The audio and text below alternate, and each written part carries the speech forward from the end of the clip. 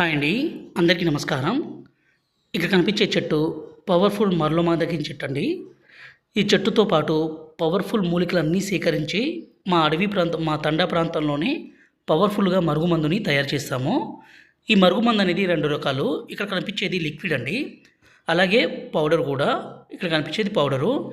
ఈ మరుగుమందు అనేది మనం ఎవరికి పెట్టాలంటే భర్త గానీ, భార్య గానీ, అలాగే అత్త గానీ, కోడలు గానీ, అలాగే మన పిల్లలు అంటే చెప్పిన మాట వినకుండా ఎదురు చెప్పడము, అలాగే తల్లిదండ్రులను దూరం పెట్టడము, ఇలాంటి పనులు చేస్తుంటే ఈ మరుగుమందుని పెట్టొచ్చండి.